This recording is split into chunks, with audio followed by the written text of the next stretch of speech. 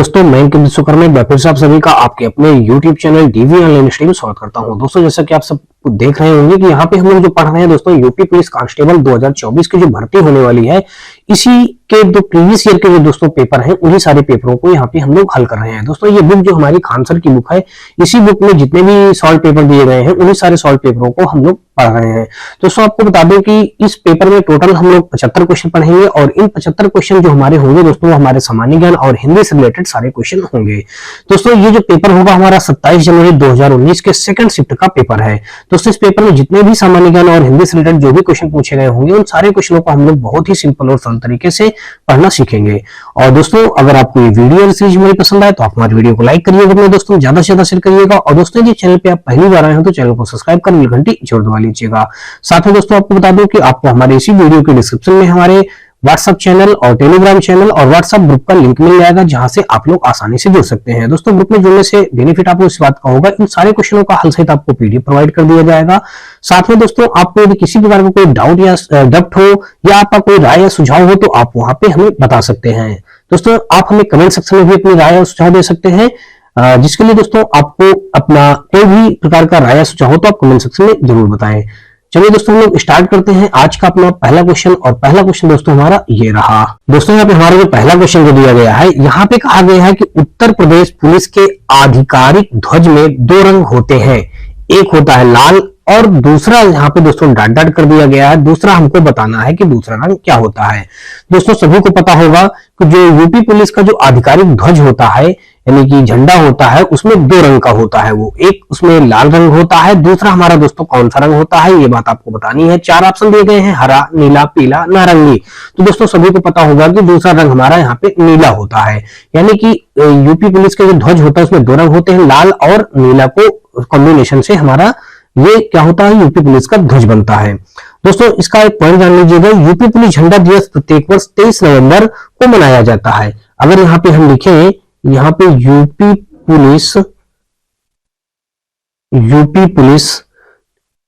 झंडा दिवस, UP police झंडा दिवस प्रत्येक वर्ष, दोस्तों कब, प्रत्येक वर्ष कब मनाया जाता है दोस्तों, 23 नवंबर को मनाया जाता है।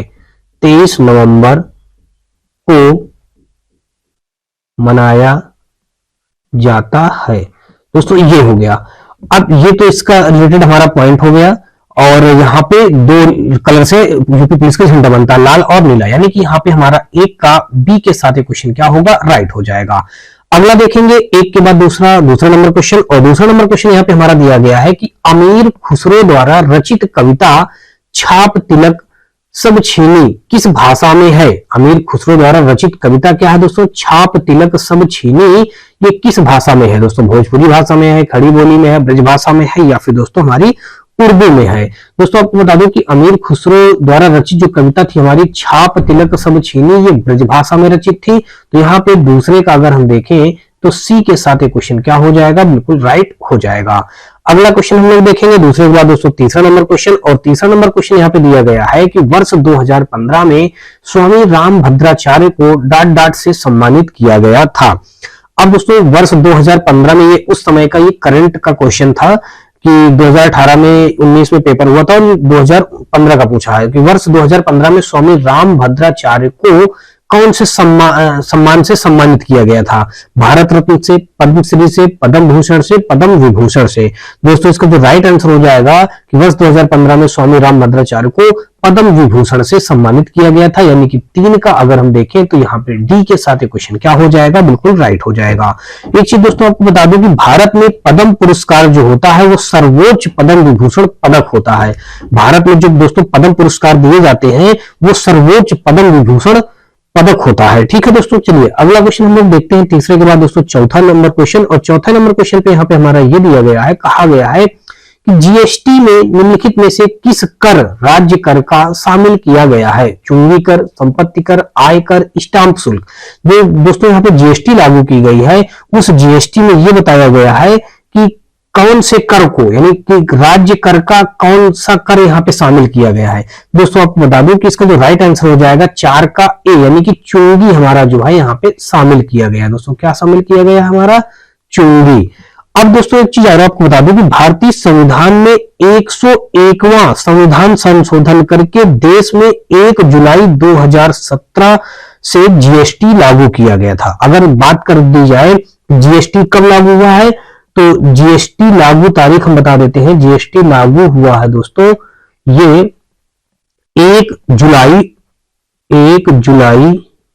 कभी कभी क्वेश्चन पूछ लिया जाएगा, 1 जुलाई 2017 को भारत में जीएसटी लागू किया गया है। दोस्तों ये भारत के कौन से संविधान संशोधन में हुआ है, ये 101वां संविधान संशोधन करके।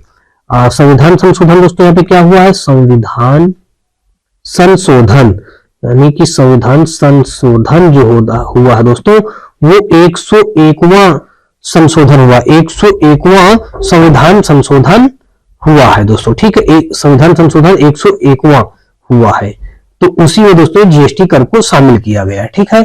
कब हुआ है, 1 जुलाई 2017 को ये जीएसटी कर लागू किया गया है।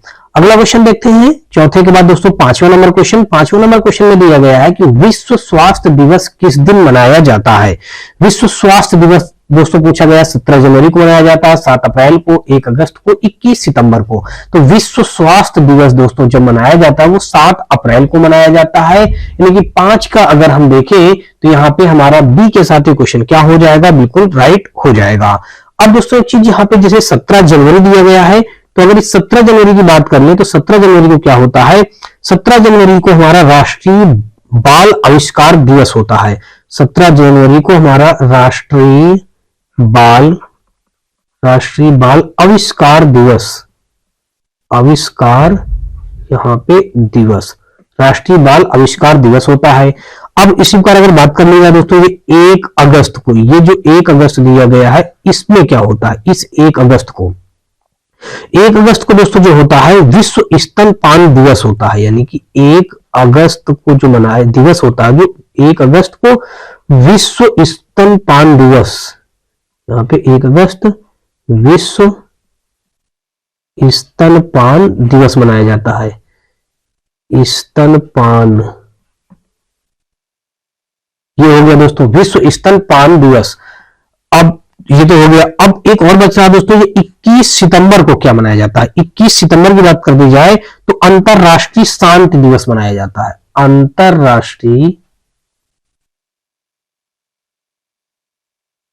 अंतरराष्ट्रीय शांति दिवस, ये हो गया दोस्तों।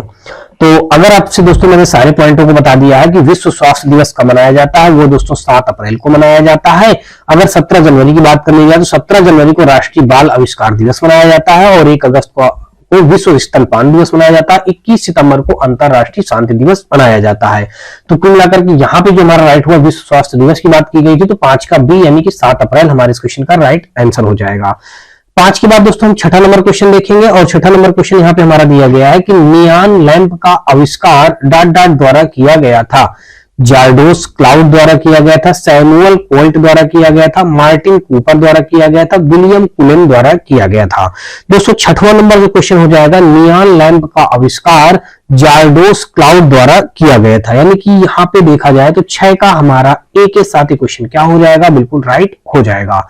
अगला क्वेश्चन हम लोग देखेंगे छठा के बाद दोस्तों 7वां नंबर क्वेश्चन, और 7वां नंबर क्वेश्चन यहाँ पे हमारा दिया गया है कि डॉट डॉट डॉट एक ऐसी छवि है जो प्रायः फोरम और सामाजिक नेटवर्क में ऑनलाइन व्यक्ति का प्रतिनिधित्व करती है। दोस्तों यहाँ पे बायो, सेल्फी, अवतार, मुखौटा, तो इन 4 ऑप्शनों में से इसका जो राइट आंसर हो जाएगा दोस्तों आपको बता दो, ये हमारा हो जाएगा 7 का हमारा हो जाएगा सी, यानी कि अवतार। अवतार एक ऐसी छवि है जो प्रायः फोरम और सामाजिक नेटवर्क में ऑनलाइन व्यक्ति का प्रतिनिधित्व करती है, यानी कि 7 का हमारा सी के साथ क्वेश्चन क्या हो जाएगा, बिल्कुल राइट हो जाएगा। 7 का हमारा क्या बनेगा दोस्तों, सी के साथ क्वेश्चन राइट हो जाएगा। दोस्तों इसके पहले जो हम लोग पिछला क्वेश्चन पढ़े थे, यहाँ पे देख लीजिए नियॉन लैंप का आविष्कार किसने किया था, जार्डोस क्लाउड ने किया था। अगर यहाँ पे मैंने इन पॉइंटों को बताने के लिए थोड़ा सा नहीं बता पाया, लेकिन अब मैं बता दे रहा हूं, मुझे याद आया कि सैमुअल कोल्ट अगर देखें दोस्तों, तो सैमुअल कोल्ट जो है रिवॉल्वर की खोज की थी। इसको लिखवा देता हूं मैं आपको, रिवॉल्वर कभी कभी पूछ लिया जाए तो आप साथ में इन पॉइंटों को भी जानते जाइएगा। ये जो हमारा नियॉन लैंप का आविष्कार जार्डोस क्लाउड ने किया था। सैमुअल कोल्ट हमारा रिवॉल्वर की खोज की थी। और जो ये हमारे हैं मार्टिन कूपर, ये है मोबाइल फोन की खोज की थी। यानी कि जो हम लोग आज मोबाइल यूज करते हैं हर कोई, तो ये मोबाइल फोन की खोज की थी कौन? यहाँ पे मार्टिन कूपर ने फोन की खोज की थी। अब अगर दोस्तों बात की जाए ये आगे विलियम कुलिन जो है दोस्तों, ये प्रथम कृत्रिम प्रशीतन प्रणाली की खोज की थी। यानी कि यहाँ पे अगर हम लिख दे प्रथम कृत्रिम प्रशीतन प्रणाली इसकी खोज की थी। ठीक है दोस्तों, ये बात आप लोग जान लीजिएगा। चलिए अगला क्वेश्चन जो हमारा था 7वां, तो ये था दोस्तों। यहाँ पे 8वां हम लोग देख लेते हैं। 8वां हमारा क्वेश्चन नंबर यहाँ पे दिया गया है कि अंडमान और निकोबार द्वीप समूह पर स्थित इंदिरा पॉइंट निम्नलिखित देशों में से किसके निकटतम है? दोस्तों बांग्लादेश के निकट है, मलेशिया के निकट है, इंडोनेशिया के निकट है, या फिर दोस्तों हमारा नेपाल के निकट है। दोस्तों आपको बता दूं कि अंडमान और निकोबार द्वीप समूह पर स्थित इंदिरा पॉइंट बहुत पूछा जाता है दोस्तों। इंदिरा पॉइंट निम्नलिखित में कौन से देशों में से किसके निकटतम स्थित है? दोस्तों निकटतम की बात की गई है। दोस्तों आपको बता दूं कि मलेशिया हमारे इस क्वेश्चन का क्या हो जाएगा? बिल्कुल राइट आंसर बन जाएगा। यानी कि इंदिरा पॉइंट हमारा अंडमान निकोबार द्वीप समूह पर स्थित इंदिरा पॉइंट निम्नलिखित में से किसके निकटतम है? दोस्तों तो मलेशिया के सबसे निकट ही पड़ेगा जाकर के। अगला देखते हैं 9वां नंबर क्वेश्चन। और 9वां नंबर हमारा क्वेश्चन यहाँ पे दिया गया है कि ब्यूनस आयर्स किस देश की राजधानी है? इसने पूछा है कि ब्यूनस आयर्स किस देश की राजधानी है? दोस्तों आपको बता दूं कि वो है अर्जेंटीना की है। तो 9 का हमारा यहाँ पे सी के साथ ही क्वेश्चन क्या हो जाएगा? बिल्कुल राइट हो जाएगा।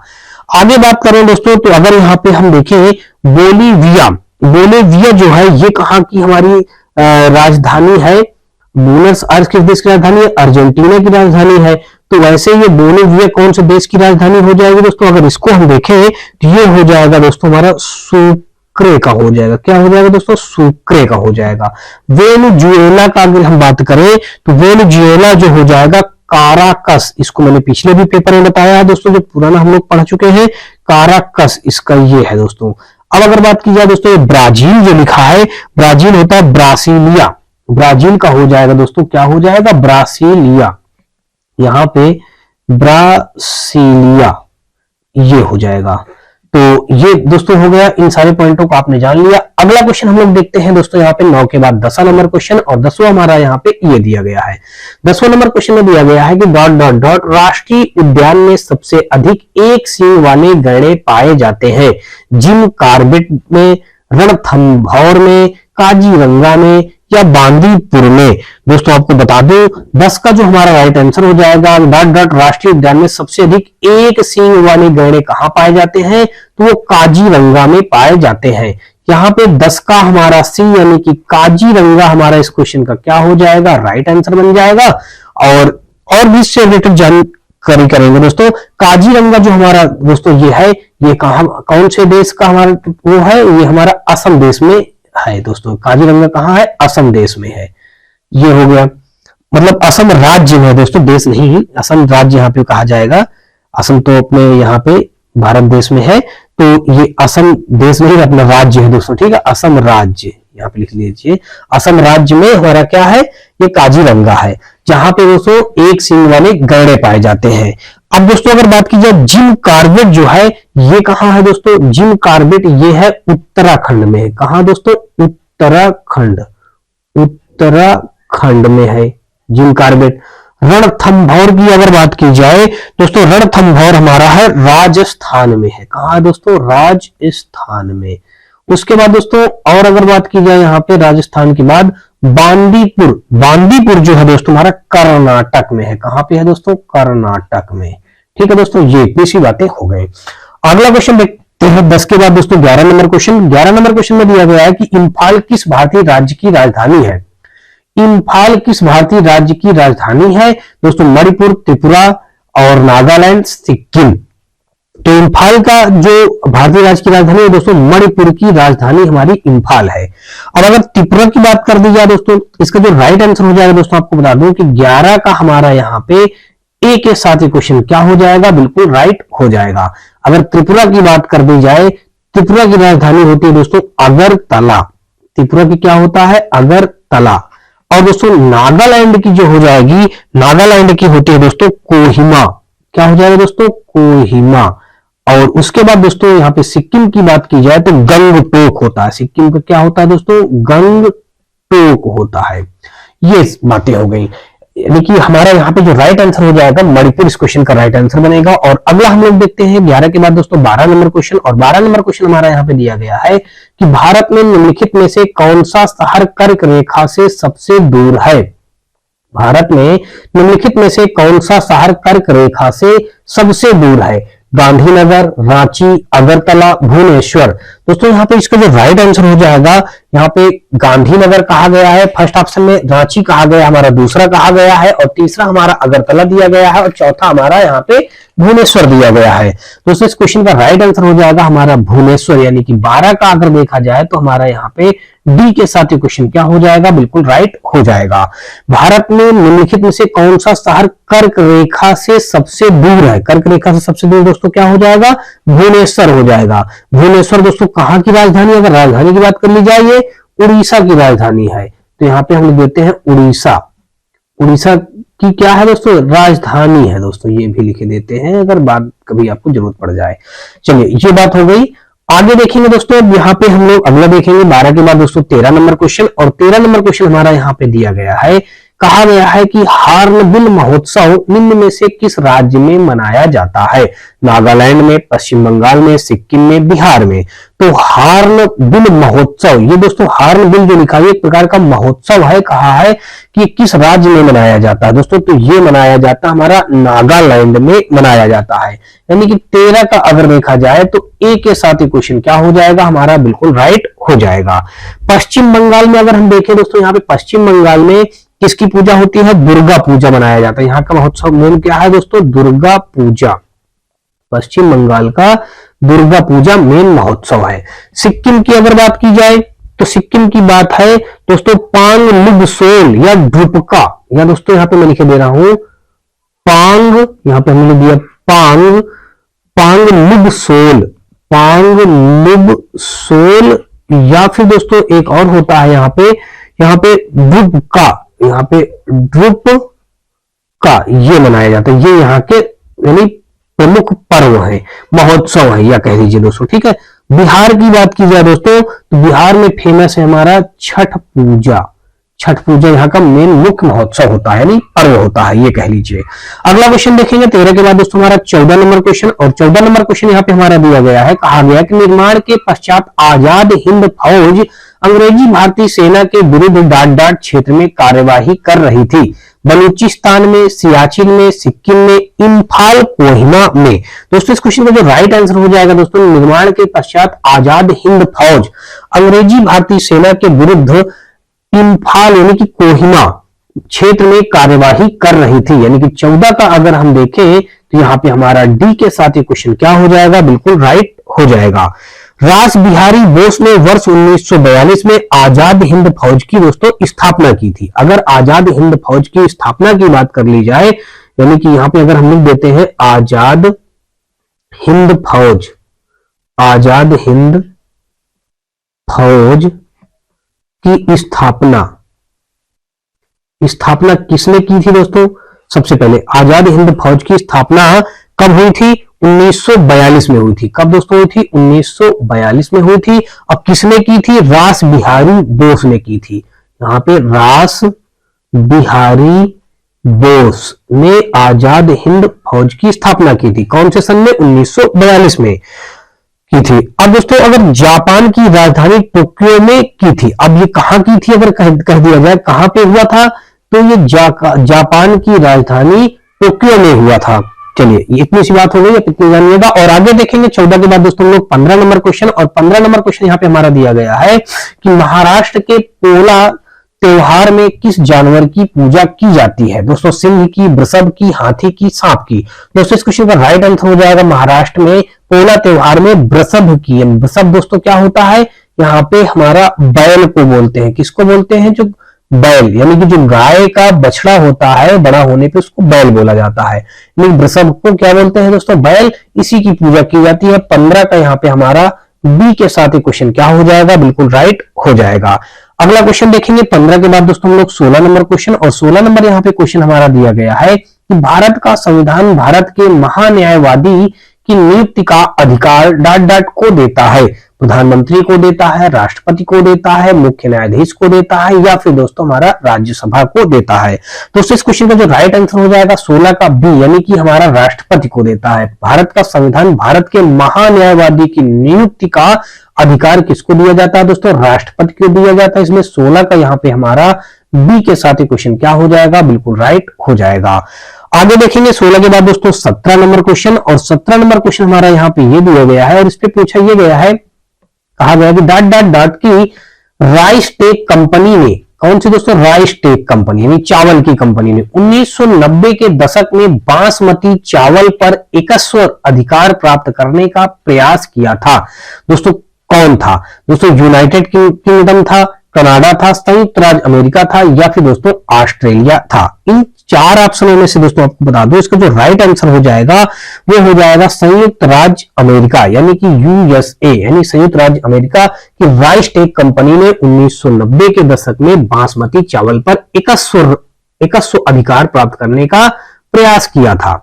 ये तो 17 का यहाँ पे अगर हम देखें तो 17 का यहाँ पे हमारा सी के साथ क्वेश्चन क्या हो गया? बिल्कुल राइट हो गया। अब दोस्तों अगर हम बात करें बासमती चावल का वैज्ञानिक नाम, अगर बात की जाए, यहां पे मैं लिखे दे रहा हूं, यहां पे बासमती यानी कि बासमती चावल का वैज्ञानिक नाम, चावल का वैज्ञानिक नाम, वैज्ञानिक नाम दोस्तों चावल, इसका वैज्ञानिक नाम दोस्तों क्या होता है? इसका वैज्ञानिक नाम होता है ओराइजा सेटाइवा, ओराइजा सेटाइवा। ये मैं लिखे दे रहा हूं, ओराइजा, ओराइजा और सेटाइवा यानी कि सेटाइवा। इसका जो बासमती चावल का जो वैज्ञानिक नाम है ओराइजा सेटाइवा, ये होता है दोस्तों इसका मतलब वैज्ञानिक नाम। अब ये लंबे चावल की एक उत्कृष्ट किस्म होती है। अगर बासमती चावल की बात की जाए किस टाइप का होता है? ये लंबे चावल इसमें निकलते हैं दोस्तों, बड़ा बड़ा सा चावल होता है, लंबे चावल की एक ये क्या होती है? उत्कृष्ट किस्म होती है। चलिए अगला देखेंगे 17 के बाद दोस्तों हम लोग 18 नंबर क्वेश्चन, और 18 नंबर क्वेश्चन में यहाँ पे दिया गया है कि भारत का मूल रूप संविधान, भारत का मूल रूप संविधान डॉट डॉट द्वारा हाथ से लिखा गया था।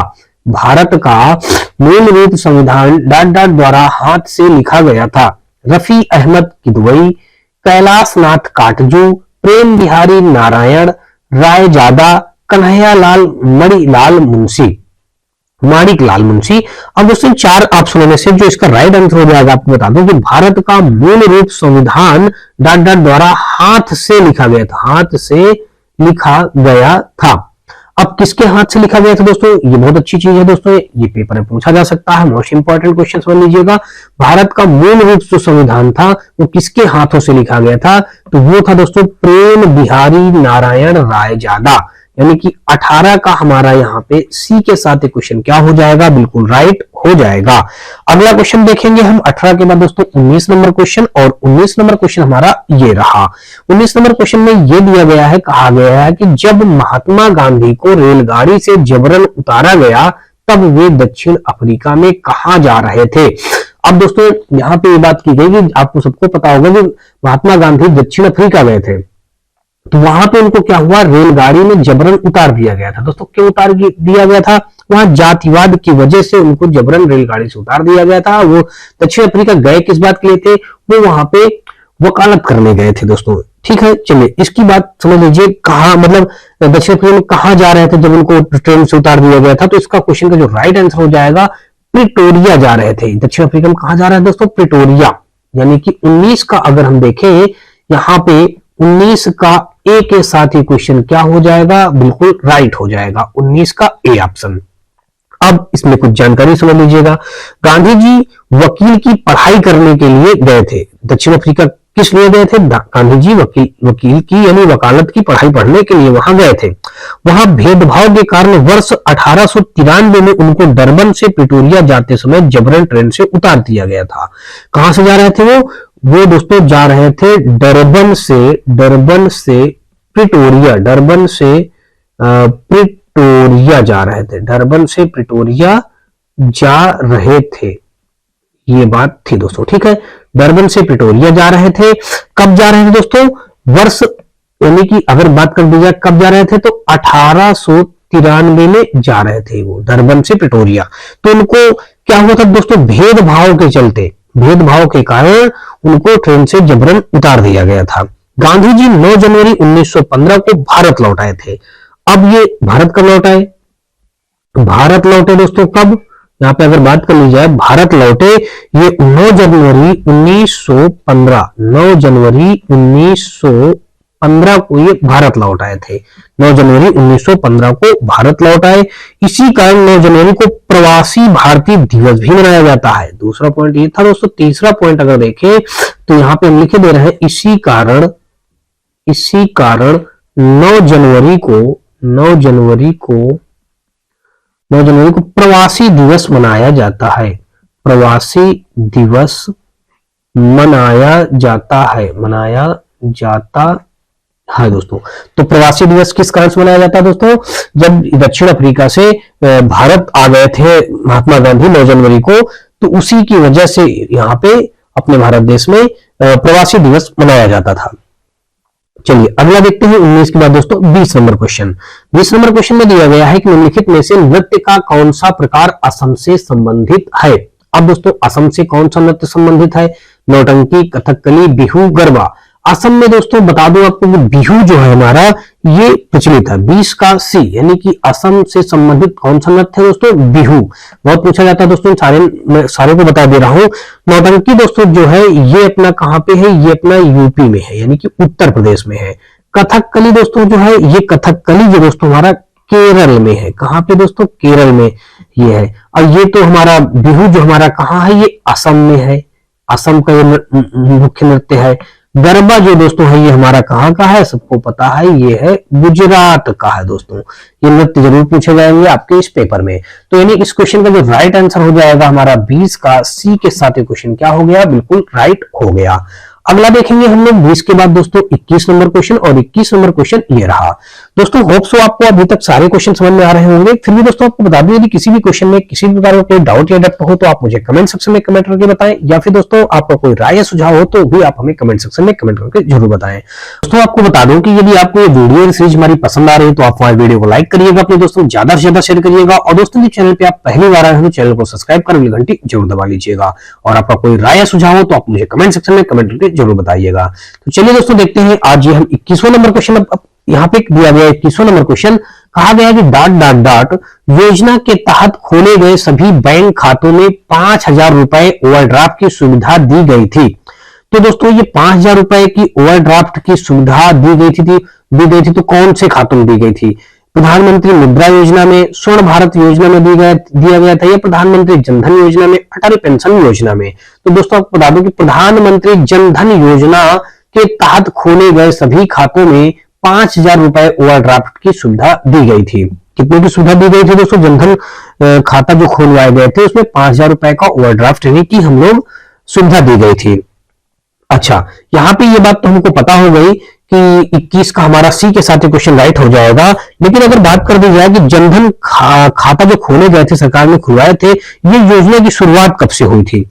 जनधन खाता की जो है दोस्तों अगर हम देखें यहाँ पे, यानी कि प्रधानमंत्री जनधन खाता, यानी कि हम पीएम लिख देते, पीएम जनधन योजना, पीएम जनधन योजना की शुरुआत, पीएम जनधन योजना की शुरुआत दोस्तों, इस योजना की शुरुआत कब हुई थी? 28 अगस्त दोस्तों, 28 अगस्त 2014 में हुई थी। 28 अगस्त 2014 में ये प्रधानमंत्री जनधन खाता जो खुलवाए गए थे, तो ये 28 अगस्त 2014 में हुई थी। ठीक है दोस्तों, पहले इसे 5,000 रुपए ओवरड्राफ्ट की सुविधा दी गई थी, लेकिन दोस्तों अब इसमें जो सुविधा दे दी गई है 10,000 रुपए का सुविधा दे दी गई है। जो पहले 5,000 रुपए ओवरड्राफ्ट की सुविधा थी, अब 10,000 रुपए ओवरड्राफ्ट की सुविधा है दोस्तों। ठीक है, चलिए अगला क्वेश्चन हम लोग देखेंगे 21 के बाद यानी 22 नंबर, और आपको पता हो गया कि यहाँ पे 21 का हमारा सी के साथ क्वेश्चन क्या हुआ, राइट हो गया। अगला देखेंगे 21 के बाद दोस्तों 22 नंबर क्वेश्चन, और 22 नंबर क्वेश्चन हमारा दिया गया कि मौर्य राजवंश की स्थापना मगध में हुई थी, जो वर्तमान में डॉट डॉट के नाम से जाना जाता है, जो वर्तमान में डॉट डॉट के नाम से जाना जाता है। मौर्य राजवंश की स्थापना मगध में हुई थी, जो वर्तमान में डॉट डॉट के नाम से जाना जाता। पश्चिम बंगाल, पंजाब, बिहार, आंध्र प्रदेश। दोस्तों इस क्वेश्चन का जो राइट आंसर हो जाएगा 22 का हमारा सी, मौर्य राजवंश की स्थापना मगध में हुई थी, जो कि अब वर्तमान में बिहार के नाम से जाना जाता है। दोस्तों किसके नाम से जाता है, बिहार के नाम से जाना जाता है। मौर्य राजवंश की स्थापना का श्रेय दोस्तों किसको जाता है, वो चंद्रगुप्त मौर्य और उनके मंत्री चाणक्य को दिया जाता है। यानी कि मौर्य राजवंश की स्थापना जो है, अगर बात की जाए मौर्य राजवंश की स्थापना का श्रेय किसको जाता है, यानी कि स्थापना का श्रेय दोस्तों अगर हम लिख देते हैं, स्थापना का श्रेय किसकी स्थापना दोस्तों, मौर्य राजवंश की, मौर्य राजवंश की स्थापना का श्रेय दोस्तों किसको किसको जाता है, चंद्रगुप्त मौर्य को, यहां पे चंद्रगुप्त मौर्य को, और दोस्तों किसको जाता है, उनके मंत्री चाणक्य को, मंत्री चाणक्य को, यहां पे मंत्री चाणक्य को, ये हो गया दोस्तों, ठीक है, मंत्री चाणक्य को। अब दोस्तों अगर स्थापना मगध में 325 ईसा पूर्व हुई थी, अगर बात कर ली जाए मगध की स्थापना कब हुई थी, अच्छा यहां पे चलिए हम लिखे दे रहे हैं, मगध की स्थापना 325 ईसा पूर्व हुई थी। कब हुई थी दोस्तों, 325 ईसा पूर्व हुई थी, ये बात हो गई। अब मगध को वर्तमान में बिहार राज्य के रूप में जाना जाता है, यहाँ पे लिखा है जो वर्तमान में बिहार के नाम से जाना जाता है। मगध का अब नया नाम, जो वर्तमान में मगध का क्या नाम हो गया, बिहार। पहले इसका क्या नाम था दोस्तों, मतलब बिहार का क्या नाम था, मगध नाम था। चलिए अगला क्वेश्चन हम लोग देखते हैं, यहाँ पे 22 का हमारा दोस्तों कौन सा राइट हुआ, 22 का सी के साथ क्वेश्चन राइट हो गया। और अगला देखेंगे 23 नंबर क्वेश्चन। 23 नंबर क्वेश्चन में दिया गया है कि भारत में किस संगठन का सदस्य नहीं है, दक्षिण पूर्वी एशियाई राष्ट्रों का संगठन नहीं है, राष्ट्रकुल का, G20 का, दक्षिण एशियाई क्षेत्रीय सहयोग संगठन का। दोस्तों इस क्वेश्चन का जो राइट आंसर हो जाएगा आपको बता दूं, 23 का हमारा ए के साथ ये क्वेश्चन क्या हो जाएगा, बिल्कुल राइट हो जाएगा। भारत निम्न में से किस संगठन का सदस्य नहीं है, तो दक्षिण पूर्वी एशियाई राष्ट्रों का संगठन का सदस्य नहीं है। तो यानी कि यहाँ पे हमारा 23 का ए के साथ क्वेश्चन क्या हो गया, बिल्कुल राइट हो गया। और अगला देखेंगे 24 नंबर क्वेश्चन। 24 नंबर क्वेश्चन में दिया गया, कहा गया है कि किस देश की महिला टीम में दक्षिण कोरिया में 2018 में संपन्न हुआ, किस देश की महिला टीम ने दक्षिण कोरिया में 2018 में संपन्न हुआ कैरम विश्व कप जीता, कैरम विश्व कप जीता। दोस्तों जापान में, भारत में, चीन या संयुक्त राज्य अमेरिका। दोस्तों इस क्वेश्चन का जो राइट आंसर हो जाएगा 24 का हमारा बी, यानी कि भारत की महिला टीम ने जीता है और श्रीलंका की पुरुष टीम ने जीता है। यहाँ पे महिला टीम की बात की गई थी तो यहाँ पे भारत हो जाएगा। अगर पुरुष टीम की बात की जाए दोस्तों, यहाँ पे पुरुष टीम की बात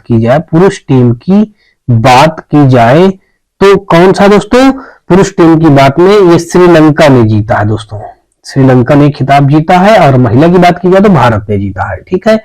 चलिए अगला क्वेश्चन हम लोग देखेंगे दोस्तों, यहाँ 25वां नंबर क्वेश्चन दिया गया, कहा गया कि विश्व बैंक के उद्योग सहजता सूचकांक 2018 की सूची में भारत का स्थान कौन सा है, 50वां, 150वां, 200वां, 100वां। दोस्तों इसका राइट जो आंसर हो जाएगा उसमें पे 2018 की सूची में भारत का स्थान कौन सा था दोस्तों, 100वां स्थान था। यानी कि 25 का अगर हम देखें तो यहाँ पे हमारा डी के साथ ये क्वेश्चन क्या हो जाएगा, बिल्कुल राइट आंसर हो जाएगा। अगला देखेंगे हम लोग 25 के बाद दोस्तों 26 नंबर क्वेश्चन। और 26 नंबर क्वेश्चन हमारा यहाँ पे ये दिया गया है और इस क्वेश्चन में कहा गया है कि ईस्ट अफ्रीकन कैंपेन में भारतीय सैनिकों के बलिदान के सम्मान में एनडीए के प्रशासनिक मुख्यालय को डॉट डॉट ब्लॉक नाम दिया गया, केन्या, तंजानिया, सूडान, युगांडा।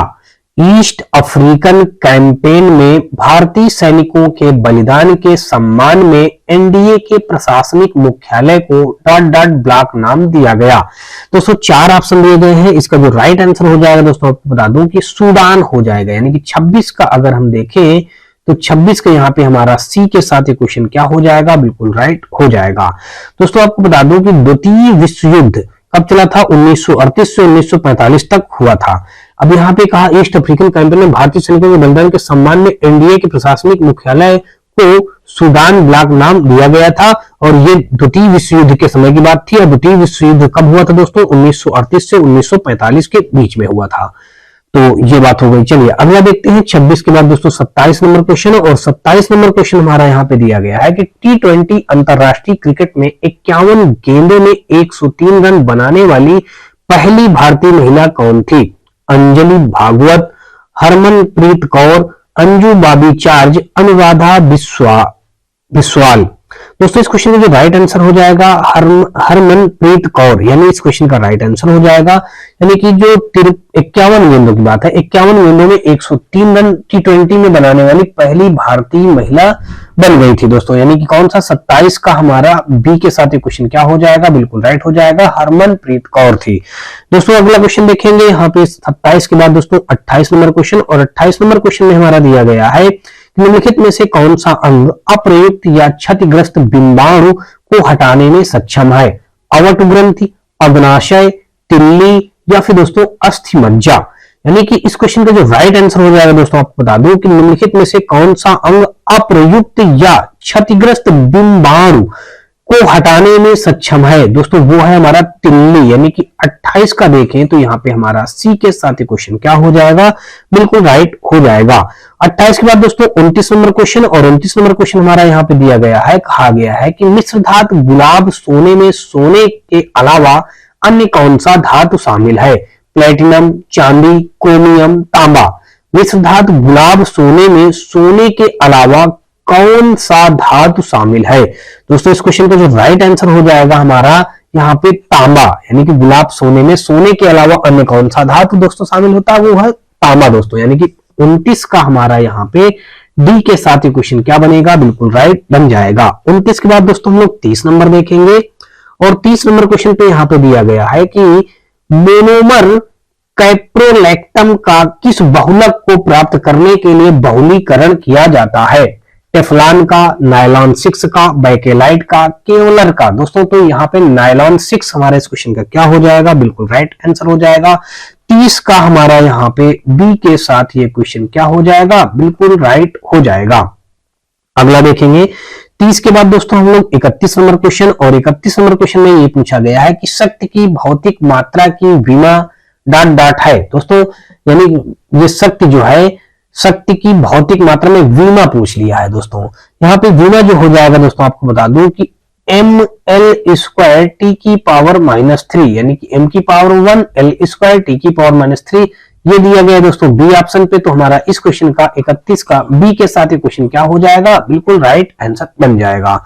अगला क्वेश्चन देखेंगे यहाँ पे 31 के बाद दोस्तों 32 नंबर क्वेश्चन, और 32 नंबर क्वेश्चन पे दिया गया है कि CaSO4 × 2H2O ...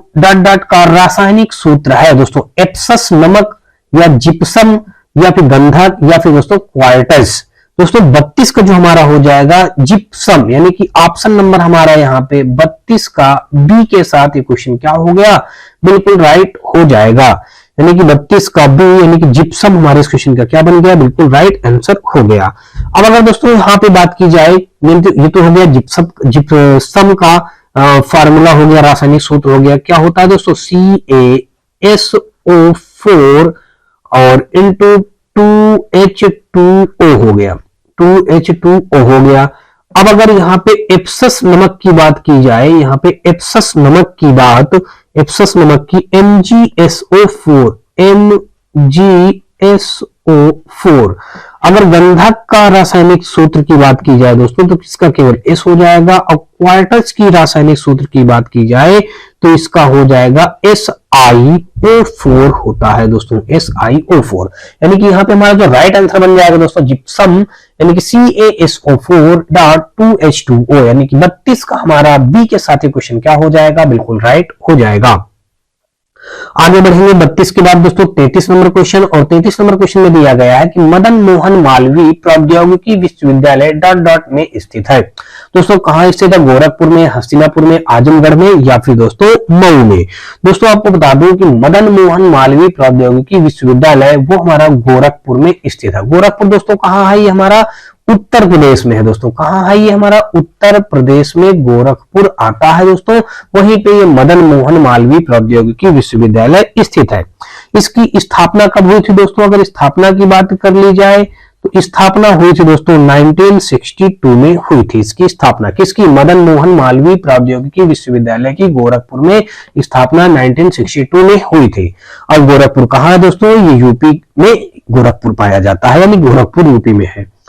चलिए अगला क्वेश्चन देखेंगे। 33 का यहाँ पे हमारा राइट आंसर हो गया दोस्तों ए के साथ। और आगे देखेंगे 34 नंबर क्वेश्चन, और 34 नंबर क्वेश्चन हमारा यहाँ पे दिया गया है कि उत्तर प्रदेश पुलिस के चिन्ह में कौन से जानवर का चित्र है। दोस्तों आप लोग देख लीजिएगा, यूपी पुलिस का एग्जाम देने वाले हैं, यूपी पुलिस से रिलेटेड कितने सारे क्वेश्चन पूछे जाते हैं। इसके पहले हम लोगों ने पढ़ा है पहला ही क्वेश्चन कि यूपी पुलिस में कौन से दो रंग उसका जो ध्वज होता है यूपी पुलिस का, उसमें कौन से दो रंग मिले होते हैं, एक तो लाल और दूसरा नीला होता है।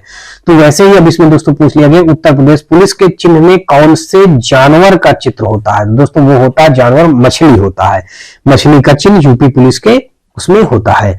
अब अगर दोस्तों इसके पहले हम लोग पढ़ चुके हैं, ध्वज में यूपी पुलिस के रंग कितने होते हैं दोस्तों, दो, लाल और नीला मिला करके उसका यूपी पुलिस का ध्वज बनता है। ठीक है, चलिए 34 का यहाँ पे हमारा ए के साथ ही क्वेश्चन क्या हो गया, बिल्कुल राइट हो गया। अगला देखेंगे 34 के बाद दोस्तों हम लोग 35 नंबर क्वेश्चन, और 35 नंबर क्वेश्चन हमारा ये दिया गया है।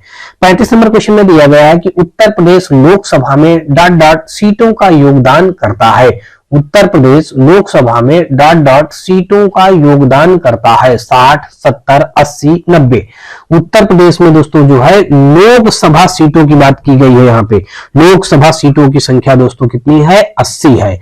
तो अगर यहाँ पे हम बताएं आपको लोकसभा सीटों की संख्या, यहाँ पे लोकसभा की सीटें कितनी है दोस्तों, सीटें हैं 80। ठीक है, अब अगर लोकसभा के बाद बात कर ली जाए राज्यसभा की सीटें, यानी कि यहाँ पे राज्यसभा की सीटें की बात कर ली जाए तो यहाँ पे हो जाएगा दोस्तों 31, 31 सीटें। विधानसभा की सीटों की बात कर ली जाए दोस्तों, विधानसभा, ये उत्तर प्रदेश की बात हो रही है दोस्तों, ठीक है ना। विधानसभा की सीटों की बात कर ली जाए तो ये हो जाएगा 403 सीटें।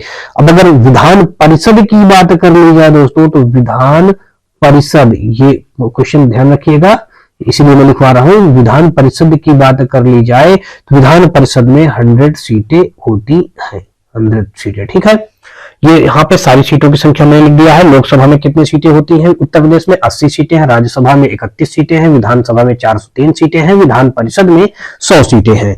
चलिए अगला क्वेश्चन हम लोग देखते हैं। यहाँ पे जो हमारा राइट हुआ दोस्तों 35 का सी के साथ क्वेश्चन राइट हुआ। और आगे देखेंगे हम लोग 36 नंबर क्वेश्चन। 36 नंबर क्वेश्चन में दिया गया है कि माघ मेला डॉट डॉट के दिन शुरू होता है। जरा माघ मेला कौन से दिन में शुरू होता है दोस्तों, मकर संक्रांति में, यानी समय मकर संक्रांति में जैसे हो चुकी है उसी में माघ मेला चालू होता है। दोस्तों माघ मेला कहां लगता है दोस्तों, माघ मेला हमारा प्रयागराज, पहले था नाम इसका इलाहाबाद, प्रयागराज में ये मकर संक्रांति का माघ मेला लगता है दोस्तों। यानी कि ऑप्शन नंबर देखा जाए तो 36 का ए के साथ ये क्वेश्चन क्या हो जाएगा, बिल्कुल राइट हो जाएगा।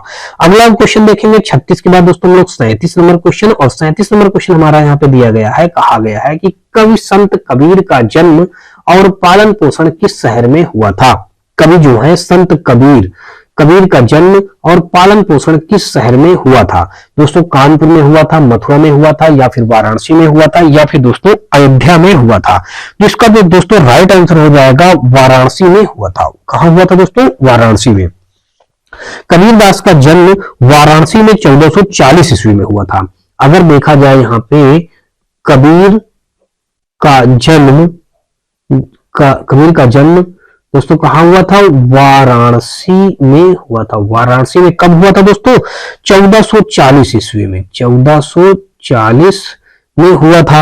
अब अगर मृत्यु की बात कर ली जाए, कबीर की मृत्यु की बात, कबीर की मृत्यु मृत्यु दोस्तों कब हुई थी?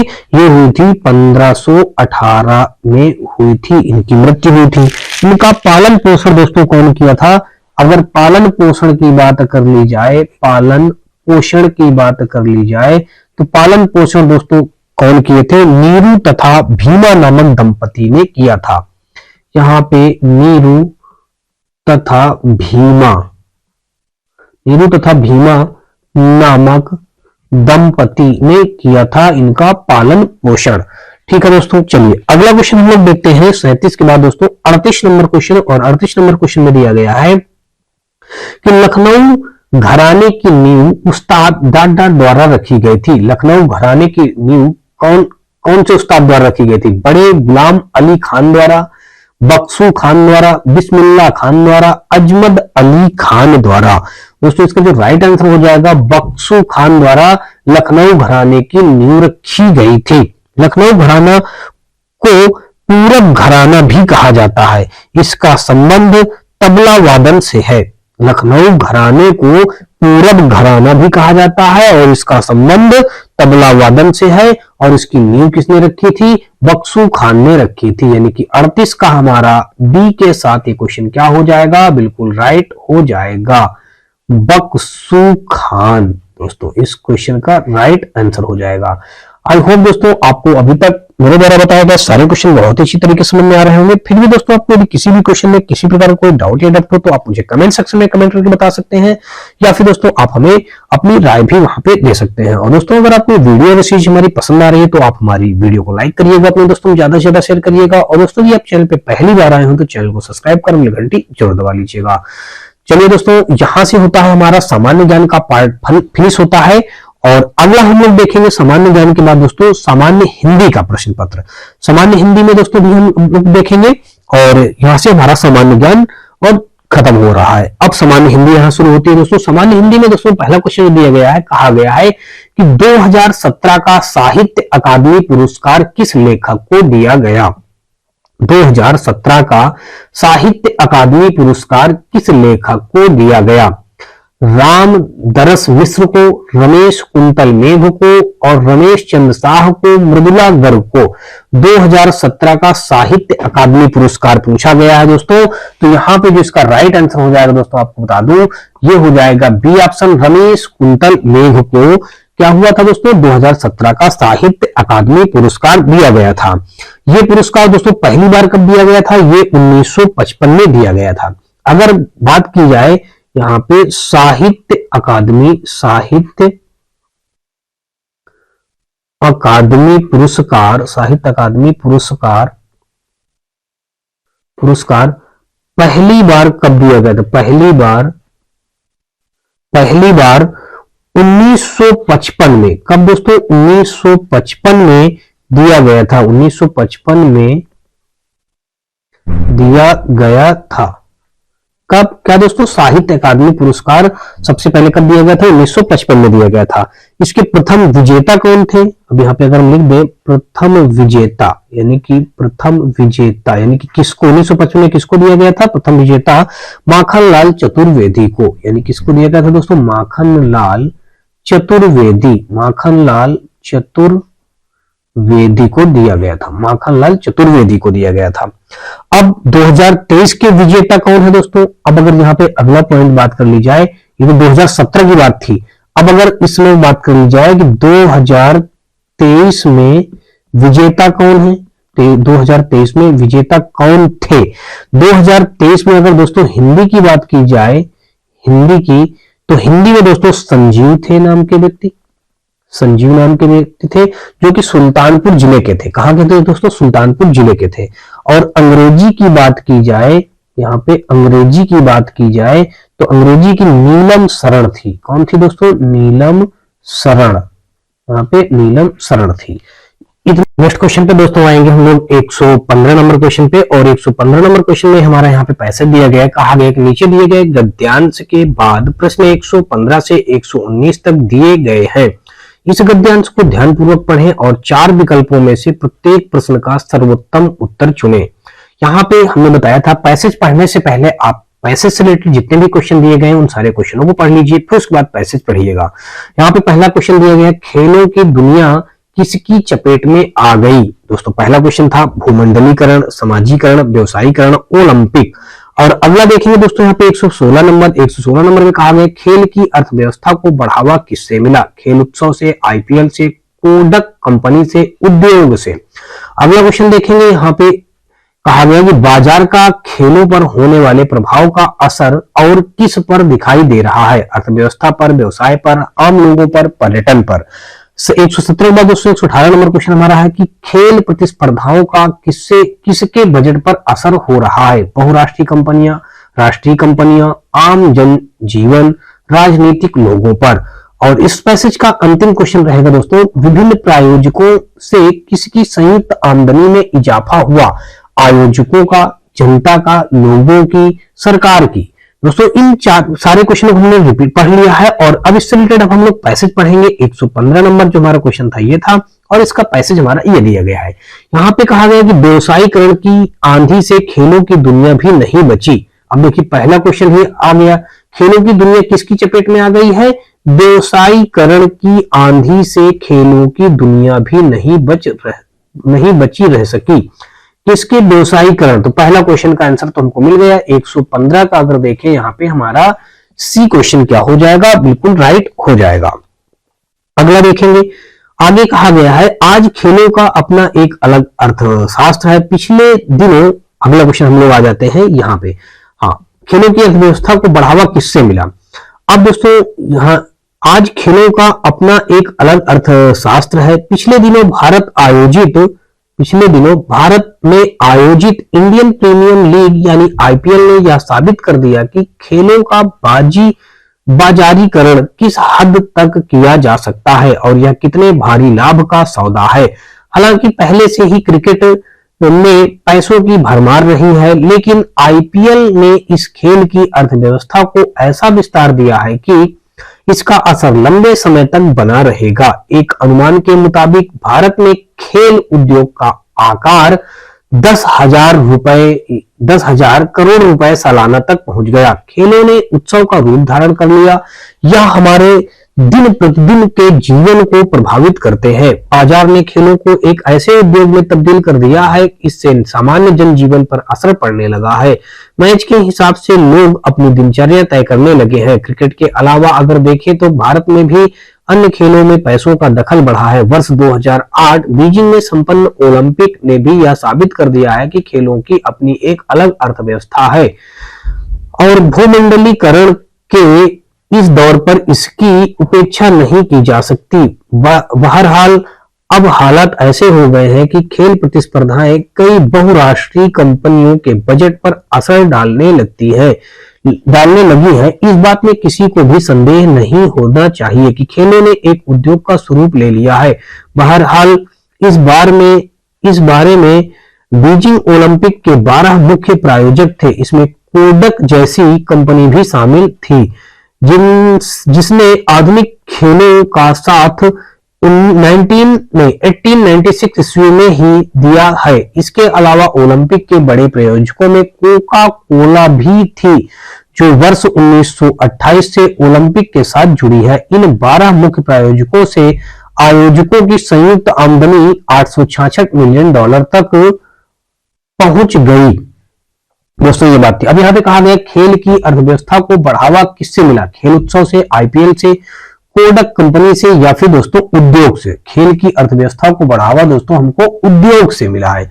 अभी हम लोगों ने बीच में कहीं पढ़ा है, बाजार ने खेलों के ऐसे उद्योग में तब्दील कर दिया है। ये देखिए, ऐसे उद्योग में तब्दील कर दिया है, यानी कि इसका राइट आंसर जो हो जाएगा यानी कि 116 का हमारा यहाँ पे डी के साथ क्वेश्चन क्या हो जाएगा, बिल्कुल राइट हो जाएगा। अगला देखेंगे 116 के बाद दोस्तों हम लोग 117 नंबर क्वेश्चन, और 117 नंबर क्वेश्चन यहाँ पे ये दिया गया है।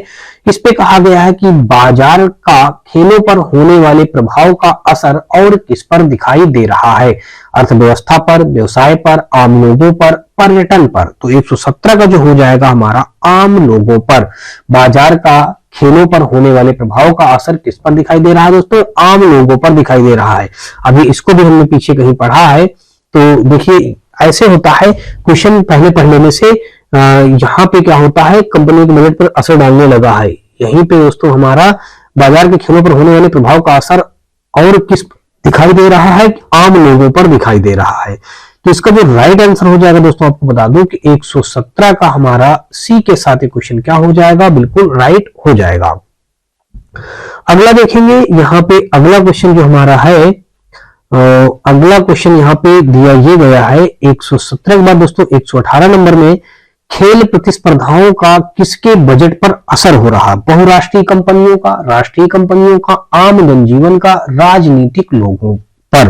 तो दोस्तों 118 को हो जाएगा खेल प्रतिस्पर्धाओं का किसके बजट पर असर हो रहा है। तो यहाँ पे अभी हम लोगों ने पढ़ा था कि जहां पे ओलंपिक साथ जुड़ी है, ओलंपिक प्रायोजक, बहरहाल भूमंडलीय ये कि खेल प्रतिस्पर्धाएं कई बहुराष्ट्रीय कंपनियों के बजट पर असर डालने लगी हैं। तो यहां पे इसका क्या हो जाए, खेल प्रतिस्पर्धा किसके बजट पर असर डालने लगी है, बहुराष्ट्रीय कंपनियों पर। दोस्तों 118 का हमारा ए के साथ क्वेश्चन क्या हो जाएगा, यहां देख लीजिए, खेल प्रतिस्पर्धाएं कई बहुराष्ट्रीय कंपनियों के बजट पर असर डालने लगी है। यानी कि 118 का ए के साथ क्वेश्चन क्या हो जाएगा, बिल्कुल राइट हो जाएगा। अगला देखेंगे 119 नंबर, यहां पे कहा गया है कि विभिन्न प्रायोजकों से किसकी संयुक्त आमदनी में इजाफा हुआ है, आयोजकों के संयुक्त आमदनी में इजाफा हुआ है कि जनता के, या दोस्तों लोगों की, या सरकार की। तो 119 का हो जाएगा दोस्तों, विभिन्न प्रायोजकों से किसकी संयुक्त आमदनी पर इजाफा हुआ है दोस्तों, वो हुआ है आयोजकों। यहाँ पे आयोजकों हमारा क्या हो जाएगा, यहाँ पे देख लीजिए, इन 12 मुख्य प्रायोजकों से आयोजकों की संयुक्त आमदनी इतने मिलियन डॉलर तक पहुंच गई है। तो आयोजकों की आमदनी में इजाफा हुआ है, यानी कि 119 का हमारा यहाँ पे देख लीजिए दोस्तों, ये आयोजक लिखा है शब्द यहाँ पे इनके, ठीक है। 119 का ए के साथ क्वेश्चन क्या हो जाएगा, बिल्कुल राइट हो जाएगा। अगला देखेंगे 119 के बाद दोस्तों हम लोग 120 नंबर क्वेश्चन। अभी हमारे पैसे से रिलेटेड क्वेश्चन नहीं है, अभी हमारे ऐसे क्वेश्चन दिए गए हैं। कहा गया है कि निम्नलिखित प्रश्न में 4 विकल्पों में से उस सही विकल्प का चयन करें जो दिए गए पद्य के उचित अलंकार रूप का सबसे अच्छा विकल्प है।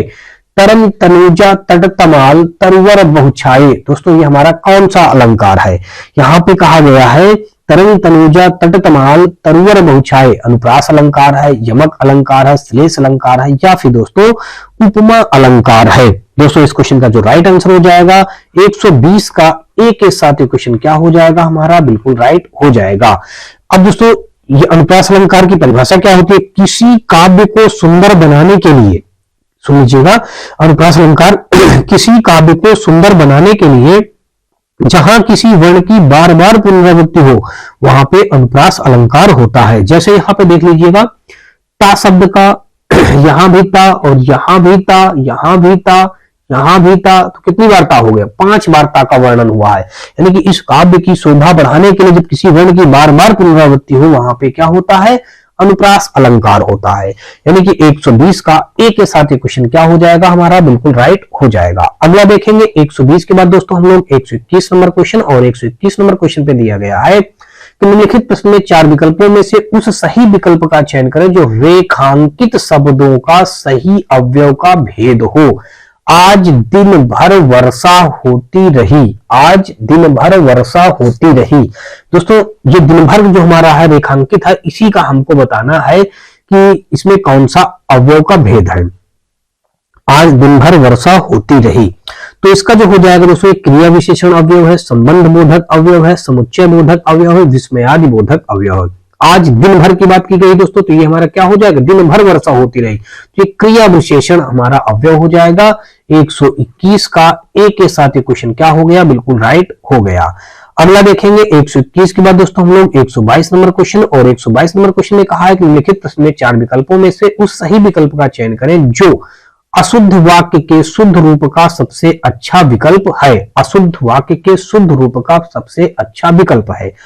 आप नानी के घर जाओ, अब इसका अशुद्ध है, इसको हमको शुद्ध बनाना। आप नानी के घर जाइए, आप नानी घर जाओ, ये तो गलत हो लग रहा है, यही थोड़ा ठीक समझ में आ रहा। आपने नानी के घर जाना है, ये भी गलत है। आप नानी के घर जाओ, ये भी गलत है। आप नानी के घर जाइए, यानी कि ऑप्शन हमारा 122 का ए के साथ क्वेश्चन क्या हो गया, बिल्कुल राइट हो गया। अगला देखेंगे 122 के बाद दोस्तों हम लोग 123 नंबर क्वेश्चन, और 123 नंबर क्वेश्चन पे दिया गया है कि एक छंद कितने चरण होते हैं। एक छंद में कितने चरण होते हैं दोस्तों, 4 चरण होते हैं। छंद में कितने चरण होते हैं दोस्तों, 4 चरण होते हैं, यानी कि ऑप्शन नंबर हमारा यहाँ पे ए के साथ क्वेश्चन क्या हो जाएगा, बिल्कुल राइट हो जाएगा। 123 का ए के साथ क्वेश्चन क्या हो गया, बिल्कुल राइट हो गया। अगला देखेंगे 124 नंबर क्वेश्चन, और 124 नंबर क्वेश्चन में कहा गया कि निम्नलिखित प्रश्न में 4 विकल्पों में से उस विकल्प का चयन करें जो दिए गए मुहावरे के सही अर्थ वाला विकल्प है।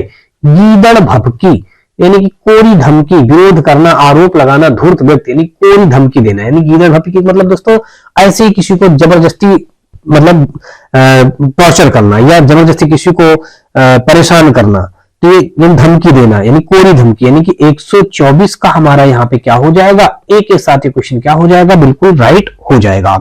अगला देखेंगे 124 के बाद दोस्तों 125 नंबर क्वेश्चन, और 125 नंबर क्वेश्चन पे दिया गया है रस का संबंध किस धातु से माना जाता है। स्रा से, क्रा से, प्रा से और म्रा से।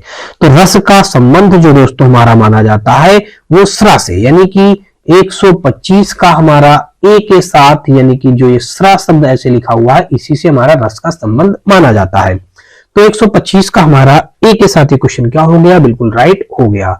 अगला क्वेश्चन देखेंगे 125 के बाद दोस्तों 126 नंबर, और 126 नंबर क्वेश्चन में दिया गया है कि निम्नलिखित प्रश्न में 4 विकल्पों में से उस सही विकल्प का चयन करें जो निर्देशानुसार वाक्य परिवर्तन वाला सही विकल्प है।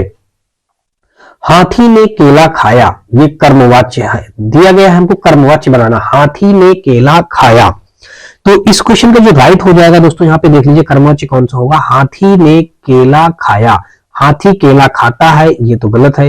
हाथी केला खा लिया, ये भी गलत है दोस्तों। हाथी द्वारा केला खाया गया, ये दोस्तों हमारा बिल्कुल राइट हो जाएगा। हाथी केला खाया, ये भी गलत हो जाएगा। तो जो इसका कर्मवाच्य हो जाएगा 126 का हमारा सी, हाथी द्वारा केला खाया गया। 126 का हमारा सी के साथ क्वेश्चन क्या हो गया, बिल्कुल राइट हो गया। और अगला देखेंगे 127 नंबर क्वेश्चन, और 127 नंबर क्वेश्चन में दिया गया है कि इनमें से किस चिन्ह का अर्थ आधा रुकना है। आधा रुकना दोस्तों हमारा ये अल्प विराम जो दिया गया है यहाँ पे 127 का बी, यानी कि 127 का जो बी हमारे इस क्वेश्चन का कहना आधा रुकना, यानी कि इस प्रकार जो ये चिन्ह दिया गया इसको बोलते हैं आधा रुकना, इसको बोलते हैं अल्प विराम। नहीं दोस्तों, इस चिन्ह को हमारा बोला जाएगा ये आधा रुकने के लिए चिन्ह होता है, ये अल्प विराम होता है, ये पूर्ण विराम है, और ये संबोधन यानी विस्मयादि बोध का चिन्ह है, यानी कि इस प्रकार बना हुआ है। ठीक है दोस्तों, तो यानी कि 127 का देखा जाएगा तो बी के साथ क्वेश्चन क्या हो जाएगा, बिल्कुल राइट हो जाएगा। आगे देखेंगे 128 नंबर, निम्नलिखित प्रश्न में 4 विकल्पों में से दिए गए शब्द के सही समास वाला विकल्प पहचानिए। सही समास 10 आनंद, अर्थात 10 है आनंद जिसके, 10 है आनंद जिसके पहला ही हमको मिल गया दोस्तों। 100 है आनंद जिसके, गलत है। 10 है आंगन जिसके, आंगन गलत है दोस्तों। 10 है नान जिसके, ये भी गलत है। 10 आनंद, 10 है आनंद जिसके अर्थात रावण, यानी कि 128 का हमारा यहाँ पे ए के साथ क्वेश्चन क्या हो जाएगा, बिल्कुल राइट हो जाएगा। अगला क्वेश्चन देखेंगे कौन सा समास हो गया दोस्तों हमारा, ये बहुब्रीहि समास हो जाएगा। अगला देखेंगे 128 समास नहीं पूछा गया, तो बस ये पूरे 10 आनंद का हमको अर्थ बताना था, समास पहचानना था, बस ये हो गया, समास वाला विकल्प पहचानना था। तो अगला देखेंगे 128 के बाद दोस्तों 129 नंबर, और 129 नंबर क्वेश्चन हमारा दिया गया कि निम्नलिखित प्रश्न में 4 विकल्प दिए गए हैं जिनमें से उस विकल्प का चयन करें जो शब्द वाक्य का सबसे अच्छा एक शब्द विकल्प है जो किसी भी स्थिति में टाला जा सके, जो किसी भी स्थिति में टाला जा सके एक शब्द विकल्प है दोस्तों। इसमें कौन सा, असंभव, संभव, अनिवार्य, आजीवन, यानी इसका जो राइट आंसर हो जाएगा दोस्तों आपको बता दूं, जो किसी भी स्थिति में टाला जा सके, अनिवार्य, यानी कि 129 का हमारा सी के साथ क्वेश्चन क्या हो जाएगा, बिल्कुल राइट हो जाएगा। जो किसी भी स्थिति में टाला जा सके यानी कि वो अनिवार्य हो जाएगा इसका। ठीक है, अगला देखेंगे 129 के बाद दोस्तों 130 नंबर क्वेश्चन यहाँ पे दिया गया है। कहा गया है कि निम्नलिखित प्रश्न में 4 विकल्प दिए गए हैं जिनमें से एक शब्द दिए गए अनेकार्थी शब्द का एक अर्थ है, उस शब्द को चुने। अरुण, अरुण का दोस्तों क्या हो जाएगा, अनेकार्थी शब्द का एक अर्थ है, उस शब्द को चुने। अरुण सूर्य हो जाएगा, आकाश हो जाएगा, सोना हो जाएगा, या फिर दोस्तों यहाँ पे बोध हो जाएगा। तो अरुण शब्द का हो जाएगा सूर्य हो जाएगा। क्या हो जाएगा दोस्तों, सूर्य। तो 130 का हमारा ए के साथ यानी कि सूर्य यहाँ पे इस क्वेश्चन का क्या बन गया, राइट आंसर बन गया। अगला देखेंगे 130 के बाद दोस्तों हमारा 131 नंबर क्वेश्चन यहाँ पे दिया गया है कि निम्नलिखित प्रश्न में 4 विकल्पों में से अधिकरण कारक की विभक्ति है। अधिकरण कारक की विभक्ति क्या है, अधिकरण में पर, यानी कि कर्ता ने कर्म को अधिकरण में पर, तो अधिकरण मतलब दोस्तों क्या होता है, में पर, जैसे कर्ता ने कर्म को अधिकरण में पर, यानी कि ऑप्शन हमारा यहाँ पे क्या हो जाएगा 131 का डी के साथ ये क्वेश्चन क्या हो जाएगा, बिल्कुल राइट हो जाएगा। आगे हम लोग अगला क्वेश्चन देखेंगे नेक्स्ट 131 के बाद दोस्तों 132 नंबर क्वेश्चन। होप सो दोस्तों अभी तक मेरे द्वारा बताया जा रहा है सारे क्वेश्चन आपको समझ में आ रहे होंगे। दोस्तों अगर आपका कोई राय सुझाव हो या कोई आपको किसी प्रकार का कोई सुझाव देना हो तो आप मुझे कमेंट सेक्शन में कमेंट करके बताइएगा। और दोस्तों यदि आपको ये वीडियो सीरीज हमारी पसंद आ रही है तो आप हमारी वीडियो को लाइक करिएगा, अपने दोस्तों में ज्यादा से ज्यादा शेयर करिएगा। साथ में दोस्तों यदि आप चैनल पे पहली बार आए हैं तो चैनल को सब्सक्राइब कर बेल घंटी जरूर दबा लीजिएगा। चलिए दोस्तों देखते हैं 132 नंबर क्वेश्चन। और 132 नंबर क्वेश्चन हमारा यहाँ पे दिया गया है कि निम्नलिखित प्रश्न में 4 विकल्पों में से उस सही विकल्प का चयन करें जो बताता है कि कौन सा पुरुषवाचक सर्वनाम का भेद नहीं है। कौन सा पुरुषवाचक सर्वनाम का भेद नहीं है, अन्य पुरुष, मध्यम पुरुष, अति उत्तम पुरुष, उत्तम पुरुष। तो 132 का जो हो जाएगा दोस्तों आपको बता दूं यहाँ पे हमारा अति उत्तम पुरुष यानी कि 132 का सी के साथ ये क्वेश्चन क्या हो जाएगा हमारा, बिल्कुल राइट हो जाएगा। कौन सा पुरुषवाचक सर्वनाम का भेद नहीं है, दोस्तों ये सर्वनाम के भेद है हमारा, अन्य पुरुष, मध्यम पुरुष, उत्तम पुरुष। यहाँ पे कहा है कि भेद नहीं है दोस्तों, जो नहीं है तो वो है अति उत्तम पुरुष नहीं है। 132 का हमारा सी के साथ ये क्वेश्चन क्या हुआ, बिल्कुल राइट हो गया। आगे देखेंगे 133 नंबर क्वेश्चन। और 133 नंबर क्वेश्चन में यहाँ पे दिया गया है, कहा गया कि निम्नलिखित प्रश्न में 4 विकल्पों में से उस सही विकल्प का चयन करें जो बताता है कि क्रिया भूतकाल से शुरू होकर अभी अभी समाप्त हुई हो। क्रिया भूतकाल से शुरू होकर अभी अभी समाप्त हुई है या समाप्त हुई हो। सामान्य भूतकाल, आसन्न भूतकाल, अपूर्ण भूतकाल, पूर्ण भूतकाल। जब दोस्तों कोई भी क्रिया भूतकाल से शुरू होकर के अभी भी समाप्त होने की बात कही जाए तो वहां पे होता है आसन्न भूतकाल, यानी कि 133 का हमारा बी के साथ ये क्वेश्चन क्या हो जाएगा, बिल्कुल राइट हो जाएगा। आगे देखेंगे 133 के बाद दोस्तों 134 नंबर क्वेश्चन। और 134 नंबर क्वेश्चन में दिया गया, कहा गया कि निम्नलिखित प्रश्न में वाक्य के संरचना के आधार पर उसका भेद बताइए। वाक्य के संरचना के आधार पर भेद बताना है। अनु ने देखकर निबंध लिखा। अनु ने देखकर निबंध लिखा। दोस्तों यहाँ पे कृदंत क्रिया है, पूर्वकालिक क्रिया है, नाम धातु क्रिया है, संयुक्त क्रिया है। तो अनु ने देखकर निबंध लिखा, तो ये हो जाएगा दोस्तों पूर्वकालिक क्रिया।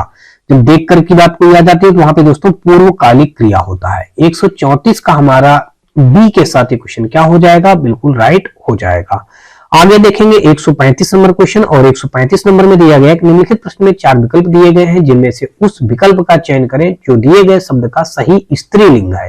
दोस्तों स्त्रीलिंग शब्द है प्रबंधक कर्ता का प्रबंधक कार्ती, ये गलत हो जाएगा। प्रबंधकीन, ये भी गलत हो जाएगा। प्रबंधक कर्ती और प्रबंधक कर्त्री, ये गलत हो जाएगा। प्रबंधक कर्ती, ये हमारा क्या हो जाएगा, राइट आंसर हो जाएगा। 135 का देखा जाए तो स्त्रीलिंग प्रबंधक कर्ता का स्त्रीलिंग क्या हो जाएगा दोस्तों, 135 का हमारा हो जाएगा प्रबंधक कर्ती, यानी कि 135 का हमारा सी के साथ ये क्वेश्चन क्या हो जाएगा, बिल्कुल राइट हो जाएगा। आगे देखेंगे 135 के बाद दोस्तों हम लोग 136 नंबर क्वेश्चन। और 136 नंबर क्वेश्चन में दिया गया है कि नीचे दिए गए शब्द का सही बहुवचन रूप वाला विकल्प पहचानिए। नेता का बहुवचन दोस्तों क्या होगा, नेता का बहुवचन नेते, नेतों, नेताओं, नेता। नेता का बहुवचन नेता ही होगा दोस्तों, क्या होगा, नेता का बहुवचन नेता ही होता है। कुछ शब्द ऐसे होते हैं जिनका वही शब्द ही बहुवचन बन जाता है। जैसे मैं आपको बता दे रहा हूं कुछ शब्द ऐसे होते हैं जो एक वचन होकर के भी वो बहुवचन ही माने जाते हैं। जैसे दोस्तों आपको बता दूं, एक तो हो गया आपने पढ़ा नेता, दूसरा हो गया हमारा हाथी। हाथी के बाद दोस्तों कमल। कमल के बाद दोस्तों अगर हम देखें पिता। पिता के बाद अगर देखा जाए तो फूल। फूल के बाद अगर हम देखें तो दादा। दादा के बाद देखें तो अध्यापक। ऐसे और भी बहुत सारे हैं दोस्तों। ये सारे जो होते हैं ये इनको एक वचन और बहुवचन दोनों को एक ही कहा जाएगा। नेता एक वचन है, इसी को बहुवचन नेता ही रहेगा। हाथी एक वचन है, इसका हाथी भी बहुवचन रहेगा। कमल का कमल रहेगा, पिता का पिता, फूल का फूल, दादा का दादा, अध्यापक का अध्यापक, और भी ऐसे बहुत सारे हैं। चलिए अगला देखते हैं हम लोग। यहाँ पे कुल मिला के हमारा राइट आंसर क्या बन गया, 136 का हमारा डी के साथ क्वेश्चन क्या हुआ, राइट हो गया। और आगे देखेंगे 137 नंबर क्वेश्चन। 137 नंबर क्वेश्चन में दिया गया, कहा गया कि नीचे दिए गए शब्द का सही बहुवचन रूप वाला विकल्प पहचानिए। ऋतु, ऋतु का बहुवचन हमको बताना है। ऋतुएं, ऋतुओं, ऋतुयों, ऋतुएं। दोस्तों ऋतु का बहुवचन ऋतुएं हो जाएगा। यानी कि ऑप्शन नंबर देखा जाए तो 137 का हमारा ए के साथ क्वेश्चन क्या हो जाएगा, बिल्कुल राइट हो जाएगा। आगे देखेंगे 137 के बाद दोस्तों हम लोग 138 नंबर क्वेश्चन। और 138 नंबर क्वेश्चन में दिया गया है कि स्वर रहित व्यंजन जब स्वर सहित व्यंजन से मिलता है तब क्या कहलाता है, तब संयुक्ताक्षर कहलाता है। दोस्तों 138 का हमारा यहाँ पे ए के साथ क्वेश्चन क्या हो जाएगा, बिल्कुल राइट हो जाएगा। 138 का ए, जब स्वर रहित व्यंजन जब स्वर सहित व्यंजन से मिलता है तब क्या होता है, तब संयुक्ताक्षर होता है। दोस्तों 138 का हमारा ए के साथ क्वेश्चन क्या हुआ, बिल्कुल राइट हो गया। आगे देखेंगे 139 नंबर क्वेश्चन। 139 नंबर क्वेश्चन में कहा कौन सा व्यंजन नासिका द्वारा उच्चारित होता है, नासिका द्वारा उच्चारित होता है। अणा। तो ये दोस्तों यहाँ पे अणा अगर बोलेंगे तो यहाँ पे यानी नाक का कुछ जोर पड़ेगा, और जा डा दा इसमें नाक का जोर नहीं पड़ता। तो ये अणा शब्द हमारा क्या हो जाएगा, नासिका द्वारा उच्चारित होता है। दोस्तों कौन सा व्यंजन, अणा शब्द है। और इसके अणा के साथ साथ दोस्तों और भी कुछ वर्ड होते हैं, मैं आपको बताया था। जैसे ना बोलेंगे तो इसमें नाक का कुछ बल लगता है। माँ बोलेंगे, माँ के बाद दोस्तों अणा बोलेंगे। ऐसे करके ये 3 लेटर ऐसे होते हैं जो नासिका द्वारा उच्चारित होते हैं। यहाँ पे हमारा ये इनमें ये दो तो दिए नहीं गए, अणा दिया गया, तो अणा हमारा इस क्वेश्चन का क्या हो जाएगा, राइट आंसर। यानी कि 139 का हमारा ए के साथ क्वेश्चन क्या हो गया, बिल्कुल राइट हो गया। आगे देखेंगे 140 नंबर क्वेश्चन। और 140 नंबर क्वेश्चन में कहा है कि निम्न वाक्य विशेषण की किस अवस्था से है, निम्न किस अवस्था से है। ठीक है, निम्न वाक्य विशेषण की किस अवस्था से है ये कहा गया है। यह करेला कड़वा है। अब उत्तरावस्था है, मूलावस्था है, उत्तमावस्था है, अधिकावस्था है। यह करेला कड़वा है।